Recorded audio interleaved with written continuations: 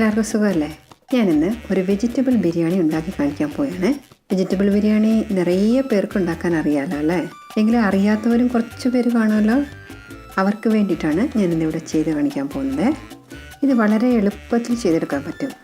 ഞാനിവിടെ പട്ടാണി, carrot, beans, ഉരുളക്കിഴങ്ങ് ഇത് മാത്രമേ എടുത്തിട്ടുള്ളൂ. നിങ്ങൾക്ക് വേണമെന്നുണ്ടെങ്കിൽ കോളിഫ്ലവറും സോയ ചങ്ക്സും ഒക്കെ ചേർക്കാം കേട്ടോ. ഇനി ഇതിന് എന്തൊക്കെയാണ് ആവശ്യമെന്ന് നമുക്ക് നോക്കാം. അരി 1/2 കിലോ, ബീൻസ് 1 പിടി അരിഞ്ഞത്,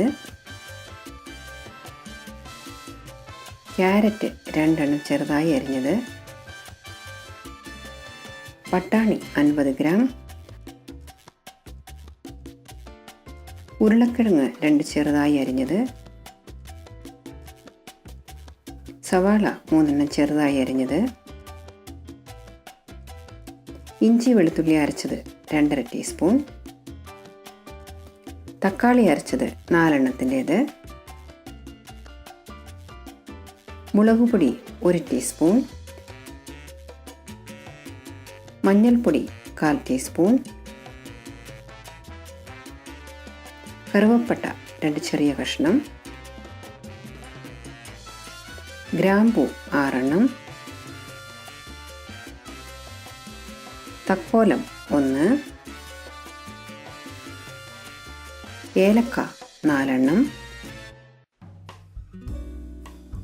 കസകസ 1/2 ടീസ്പൂൺ, ബിരിയാണി ഇല 1, എണ്ണ ആവശ്യത്തിന്,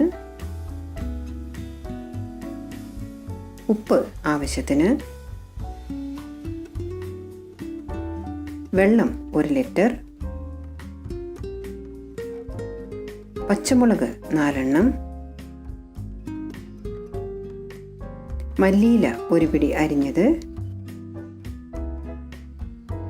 പുതിനയില 1 പിടി അരിഞ്ഞത്. ഞാനിവിടെ അരി എടുത്ത് വെള്ളത്തിലിട്ട് വെച്ചിട്ടുണ്ട്. അധികം നേരമൊന്നും കുതിർക്കണ്ട കേട്ടോ. അരി വെള്ളത്തിലിട്ടിട്ട് നമ്മൾ ഈ മസാലയെല്ലാം ഉണ്ടാക്കിയിട്ട് അതിനുശേഷം ആ വെള്ളം തിളയ്ക്കുന്ന സമയം വരെ മതിയാകും ഇത് അരി കുതിരാനായിട്ട്. സാധാരണ ബിരിയാണി അരിയാണ് ഞാനിവിടെ എടുത്തിരിക്കുന്നത്. ഇനി നമുക്കിത് എങ്ങനെയാണ് ഉണ്ടാക്കുന്നതെന്ന് നോക്കാം. ഞാനിവിടെ ഒരു കുക്കറിലാണ് ഇന്ന് ബിരിയാണി ഉണ്ടാക്കുന്നത്. അത് ഞാനൊന്ന് ചൂടാകാൻ വെച്ചിട്ടുണ്ട്. കുക്കർ ഇപ്പം നന്നായിട്ട് ചൂടായിട്ടുണ്ട്. ഇനി ഞാനിതിലേക്ക് എണ്ണ ഒഴിച്ചു കൊടുക്കുകയാണ്. നമ്മൾ സാധാരണ കറി വിളമ്പുന്ന തവിക്ക് 2 തവി എണ്ണയാണ് ഒഴിക്കുന്നത്. നിങ്ങൾക്ക് വേണമെന്നുണ്ടെങ്കിൽ എണ്ണയും നെയ്യും കൂടി കലർത്തി ഒഴിക്കാം കേട്ടോ. എണ്ണ ചൂടായതും ഞാനിതിലേക്ക് ആവശ്യത്തിനുള്ള ഗരം മസാലയ്ക്കുള്ള സാധനങ്ങളൊക്കെ ചേർക്കുകയാണ്. തക്കോലം, കറുവപ്പട്ട, ഏലക്ക, ഗ്രാമ്പൂ, കസകസ, ബിരിയാണി ഇല ഇത്രയും ചേർത്ത് നന്നായിട്ടൊന്ന് ചൂടാക്കണം. ഇതൊന്ന് മൂത്ത മണം വരുമ്പോൾ നമുക്ക് സവാള അരിഞ്ഞത് ഇട്ട് കൊടുക്കാം.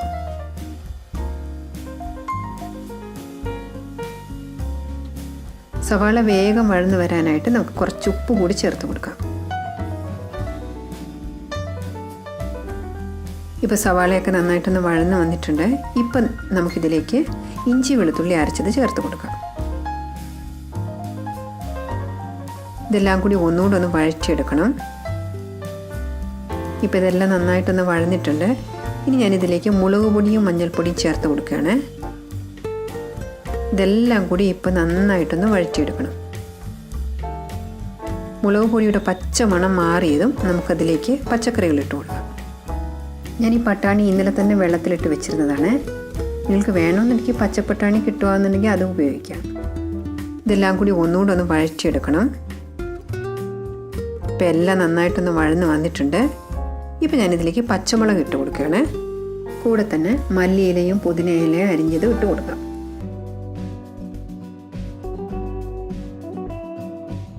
ഇപ്പം എല്ലാം കൂടി നന്നായിട്ടൊന്ന് യോജിച്ച് വന്നിട്ടുണ്ട്.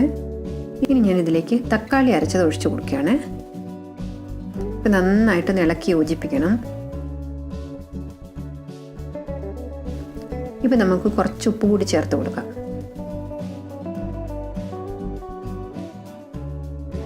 ഇനി നമുക്ക് കുറച്ച് നേരത്തേക്കൊന്ന് അടച്ചു വെച്ച് വേവിക്കാം.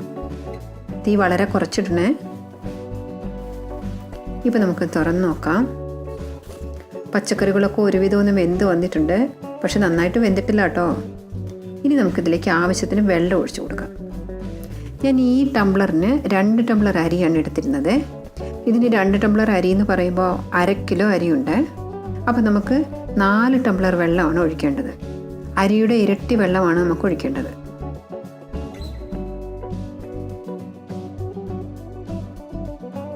ഈ വെള്ളം തിളയ്ക്കുന്നത് വരെ നമുക്കൊന്ന് അടച്ചു വയ്ക്കാം.